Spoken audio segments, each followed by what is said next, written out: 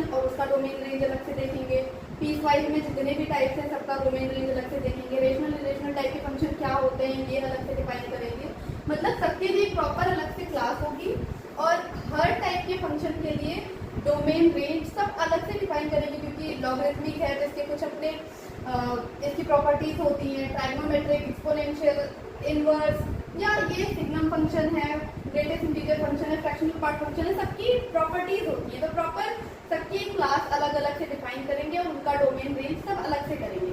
अभी के लिए ये कि हाँ देख लेते हैं एक समरी या एक आउटलाइन कि क्या क्या होता है, कैसे कैसे डिफाइन करते हैं। ठीक है, जैसे अलजेब्राइक है, अलजेब्राइक में पॉलिनोमियल, रेशनल, इरेशनल और पीसवाइज टाइप के फंक्शन आते हैं। इसमें पीसवाइज का अलग से क्लासिफिकेशन है, like modulus function, signum function, greatest integer function, fractional part function, और जितने भी फंक्शन हम डिफाइन करते हैं वो सब पीसवाइज में आएंगे।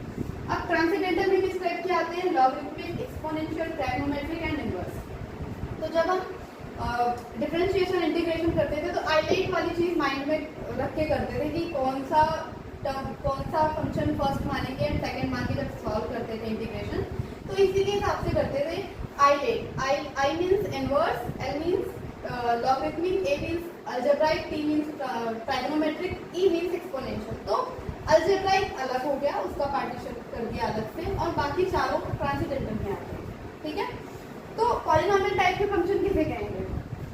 इस टाइप का जो हम a0 plus a1x plus a2x square plus an to the power n so on करके जब इस टाइप का फंक्शन होगा तो उसे पॉलिनोमियल।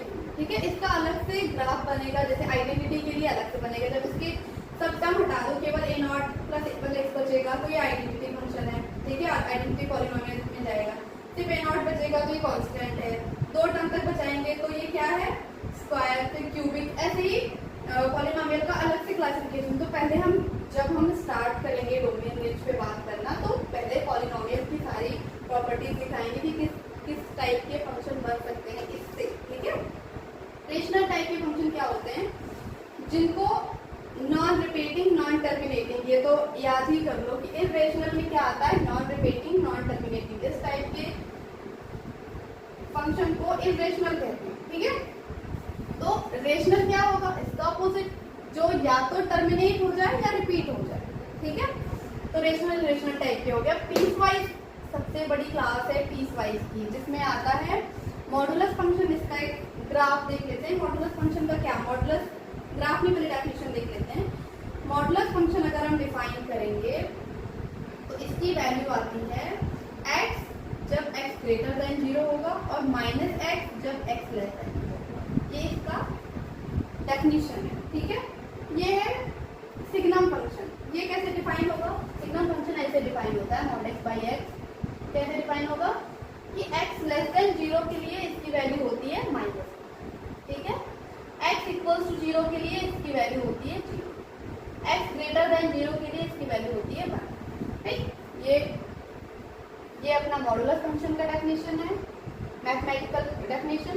ये सिग्नम फंक्शन का है। Greatest integer function, greatest integer function का क्या होता है? जैसे ग्रेटेस्ट इंटीजर हम 1.2 का निकाल रहे हैं, तो जो इसकी रियल लाइन पे अगर हम बनाएं, ये रियल लाइन पे हमने बनाया 1.2 की वैल्यू निकालने जा रहे हैं। ठीक है, तो यहाँ पे 1 है, यहाँ पे 2 है। अब हमें 1.2 की वैल्यू निकालनी है ग्रेटेस्ट इंटीजर। ठीक, तो जो इसके पीछे 1.2, तो 1.2 यहीं कहीं लाई हो रहा होगा 1 से आगे। ठीक, तो इससे जस्ट पीछे जो इंटीजर आया होगा वो इसकी वैल्यू हो जाएगी। तो ग्रेटेस्ट इंटीजर फंक्शन भी अलग से डिफाइन करते हैं। फ्रैक्शनल पार्ट फंक्शन क्या होते हैं? ग्रेटेस्ट इंटीजर फंक्शन, जिस भी फंक्शन का ग्रेटेस्ट इंटीजर फ्रैक्शनल पार्ट निकालते हैं तो x मतलब जिसका निकालने जा रहे हैं में से हम क्या सब्ट्रैक्ट कर देंगे? ग्रेटेस्ट इंटीजर फंक्शन, उसी x का। ये अलग से सही से हम करेंगे। अभी के लिए बस इतना है कि हाँ जान लो कि क्या होता है, ये किस टाइप वाले हैं। क्या पता आपने कहीं पढ़ रखा हो तो कुछ स्ट्राइक कर जाए, नहीं करेगा तो वैसे तो हम करने ही वाले हैं। लॉगरिथमिक वाले क्या होते थे? वही लॉग बेस ax टाइप वाले, है ना। एक्सपोनेंशियल में e to the power x वाले। ट्राइगोनोमेट्रिक में हमने पढ़ ही रखा है 10th में पूरा ही, जितना साइन कॉस टैन। ठीक है, इनवर्स में साइन इनवर्स, कॉस इनवर्स, से जितने भी इनवर्स फंक्शन आएंगे वो इनवर्स में आएंगे। तो ये हो गया इसका एक वर्बली डिस्क्राइब कर दिया मैंने, हाँ ये कैसे कैसे होते हैं। बार डेफिनेशन देख लेंगे डोमेन और रेंज की। डेफिनेशन देखने के बाद हम हर फंक्शन को अलग अलग से उठाएंगे और उन पर डोमेन और रेंज निकालना सिखाएंगे। ठीक है, ओके, थैंक यू। अब हम मेनली डोमेन और रेंज वाली चीज करने जा रहे हैं। ठीक है, तो डोमेन ऐसे डायरेक्ट भी पूछ लेगा, बताओ इसका डोमेन क्या है, पूछ भी सकता है, नहीं भी पूछ सकता है। इसको पूछने के अलग अलग तरीके होते हैं और वैसे ही रेंज। ठीक है, तो डोमेन पहली बात तो किसका निकालते हैं या और किस टर्म में पूछा जा सकता है डोमेन निकालने को। अगर कहा जाए कि वैल्यू ऑफ एक्स निकालो तब भी वो डोमेन ही है, लेकिन वैल्यू ऑफ एक्स निकलेगा किसके लिए, for which function is defined.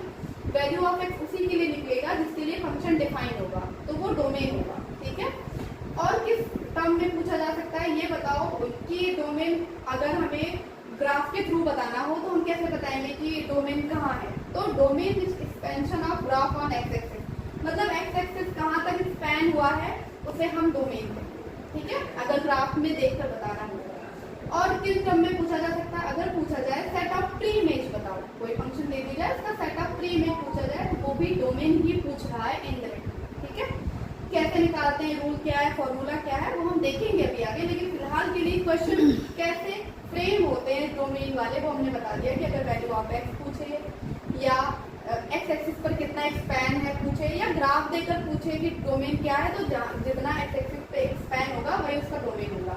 या पूछे सेट ऑफ प्री इमेज क्या है तो डोमेन निकाल देना, वही उसका set of pre image. Okay, अब रेंज क्या है, तो बिना डोमेन के हम रेंज नहीं निकाल सकते, क्योंकि ultimately range is a value of functions, value of domain. Domain के जो वैल्यूज आएंगी, एक्स की जो वैल्यूज आएंगी उन्हीं का जब हम फंक्शन अप्लाई करते हैं, एफ ऑफ वाली चीज लगाते हैं, तो जो आउटपुट आता है उसे हम रेंज कहते हैं। तो डोमेन पहले पता होना चाहिए जिस भी फंक्शन का हम निकालने जा रहे हैं, उसके बाद ही हमें रेंज पता चलेगा। ठीक है, तो रेंज क्या है, basically for valid X values of Y are range. ठीक है, एक्स की वैल्यू पहले तो वैलिड एक्स होना चाहिए, उसके लिए जो वाई की वैल्यू आएगी उसे ही हम रेंज कहेंगे। ठीक है, और किन टर्म्स में पूछा जाता है रेंज, अगर तुमसे हाइट पूछ ले, आंसर पूछ ले, इमेज पूछ ले, ये सब रेंज पूछा जा रहा है डायरेक्टली। कंफ्यूज नहीं होना है कि अब हाइट पूछ लिया तो इसके लिए क्या निकालें, रेंज निकालो। वाई पूछ लिया तो क्या निकालें, रेंज निकालो। आंसर पूछ लिया तो क्या निकालें, मतलब वाई दिया जाएगा कोई, कहा का आंसर निकालो तो ठीक है, रेंज निकालो।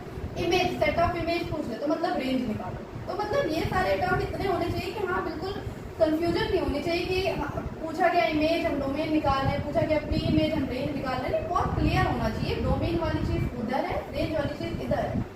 एक्स वाली चीज, एक्स एक्सिस वाली चीज, सेट ऑफ प्री इमेज वाली चीज वो डोमेन है। Values of x for valid x is जो जिसे हम वाई कहते हैं वो रेंज है। इसको हाइट, आंसर, इमेज कुछ भी पूछ लिया जाए तो वो रेंज है। सेट ऑफ इमेज पूछ लिया जाए तो ये भी रेंज है। रेंज अगर ग्राफ देकर पूछा जाए कि रेंज क्या है तो वाई एक्सिस पे जो एक्सपेंशन हुआ, range expansion of graph on Y axis कहाँ तक गया है वो इसका रेंज होगा। ठीक है, तो